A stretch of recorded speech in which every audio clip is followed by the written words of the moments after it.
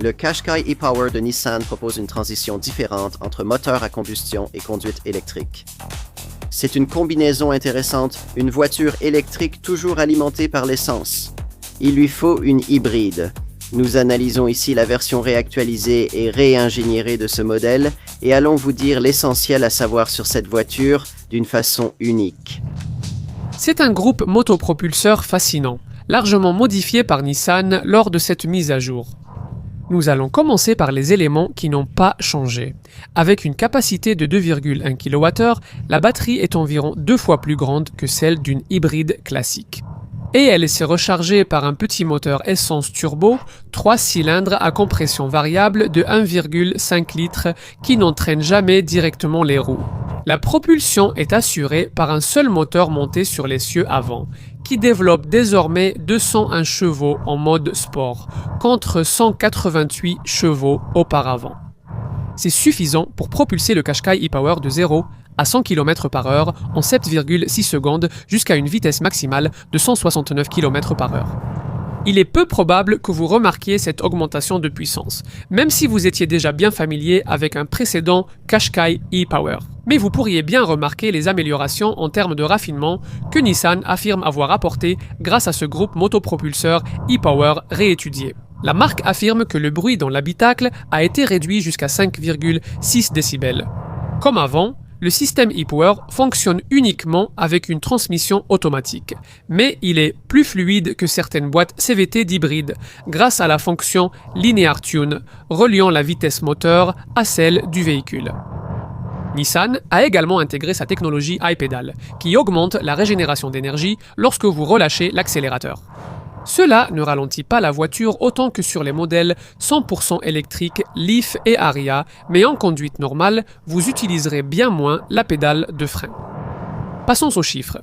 Ce Qashqai e-Power offre désormais jusqu'à 62,8 mpg en cycle mixte, contre 55,4 auparavant et jusqu'à 102 g de CO2 par kilomètre. C'était 116 auparavant, soit une amélioration de 12%. Ceci concerne la finition Center Premium de base avec les grandes jantes. Plus haut dans la gamme, les valeurs augmentent un peu, mais cela reste très impressionnant pour un moteur de 201 chevaux. Pour vous donner une idée, la version de base du Qashqai DiGT 140 chiches essence avec boîte manuelle atteint seulement jusqu'à 44,8 mpg et 142 g par kilomètre dans sa finition de base. À part les badges, rien ne distingue cette version e-Power des Qashqai plus conventionnels. Ils partagent donc les toutes dernières mises à jour de cette troisième génération. Introduite à la mi-2024, l'intérieur de la voiture sera-t-il aussi moderne ?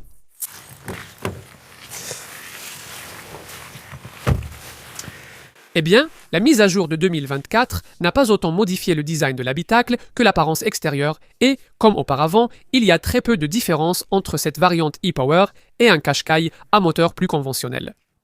Si vous possédez la version originale du modèle J12, vous remarquerez les finitions élégantes du tableau de bord, la console centrale et le revêtement luxueux, parfois matelassé avec des inserts en Alcantara sur les versions haut de gamme. Parmi les atouts de l'habitacle des versions haut de gamme figurent la caméra à vision panoramique et l'éclairage d'ambiance à 64 couleurs. La majorité des Qashqai disposent toujours de ce combiné d'instruments numériques remplaçant les compteurs analogiques au-dessus de la finition de base avec des graphismes désormais légèrement modifiés. Quant à cet écran central, dans le cadre de la mise à jour 2024, il est passé à cette taille plus grande de 12,3 pouces. L'ordinateur qui le fait fonctionner est désormais plusieurs fois plus puissant qu'il ne l'était avec l'ancien système d'infodivertissement Qashqai, ce qui a permis de passer au système d'exploitation Android de Google.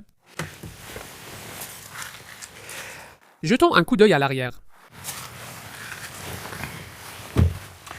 La banquette arrière accueille confortablement 2 adultes, mais 3 seraient serrés. Cependant, 2 personnes seront très à l'aise grâce au dossier profilé des sièges avant. Et l'espace pour glisser vos chaussures sous les sièges avant rend cette partie de la voiture assez spacieuse. Bien, terminons avec un coup d'œil au coffre qui, avec cette e-Power, est de la même taille que celui d'un Qashqai, à moteur conventionnel. Le haillon révèle une ouverture large et profonde avec un seuil judicieusement bas. Nissan a repensé la suspension de ce Qashqai de 3e génération offrant une capacité de chargement utile allant jusqu'à 504 litres avec tous les sièges en place. Assez pour transporter jusqu'à 7 valises cabine.